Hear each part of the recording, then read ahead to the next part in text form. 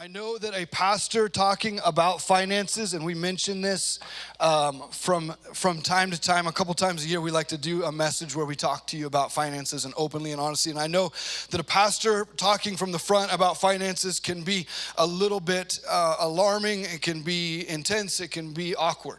And so first thing I want to do is I just want to address that some of the things I'm going to say can feel, if you are viewing them through a different lens than I'm coming from, it can feel a little bit maybe abrasive, or my bedside manner's not always the best. And I try, and I am trying to be compassionate and to be gentle as we deliver some of these things. But there are certain things that have been weighed down on believers that I believe scripturally are absolutely not true. And so as we address those, I know that there's a lens that if you're not familiar with this place or with Living Waters or with me, there may be some things that I say that seem a little bit abrasive. So I just want to address that first. I want to talk to that lens that may be over your eyes when we're talking about giving or finances or tithing to the church. I grew up being taught to tithe, and Drew shared the same thing when he shared about this several months ago.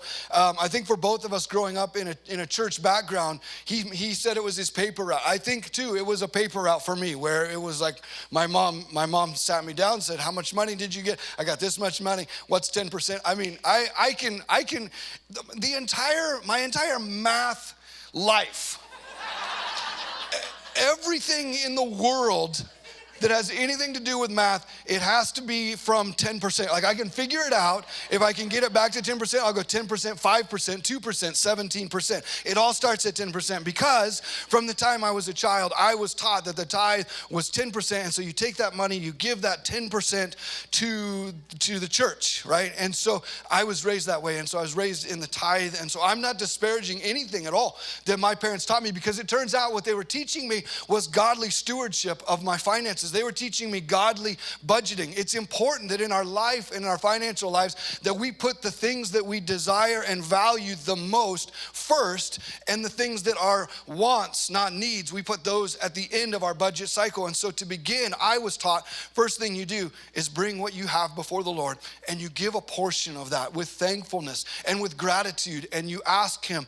you do this as an act to say, would you take the remainder and bless it and multiply it for my needs and for the things that I have to take care of. And so as a kid with a newspaper route, I didn't have that full concept, but I was being trained in what it looks like to have a budget that had God at the center of it. And it wasn't a law. It wasn't taught to me as law. It was taught to me as a spiritual principle. And so tithing is a spiritual principle, a spiritual concept, I have no problem with. But for people to tell you and me that today in this new covenant age, after Jesus has completed His work, that we are somehow under an obligation to tithe to a local church and to give 10% of our finances to a local church is absolutely incorrect. It is not biblical in any way.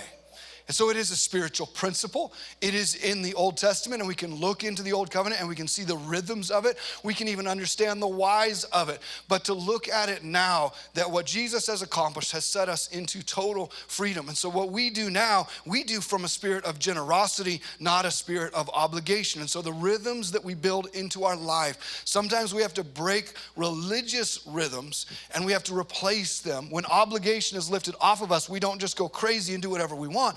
When grace lifts obligation and religiosity off of us, we now have a choice to say, what is the rhythm that I'm going to build into my life? What is the spiritual principle of a God-centered financial life that I want to build in the place of maybe legalism? And so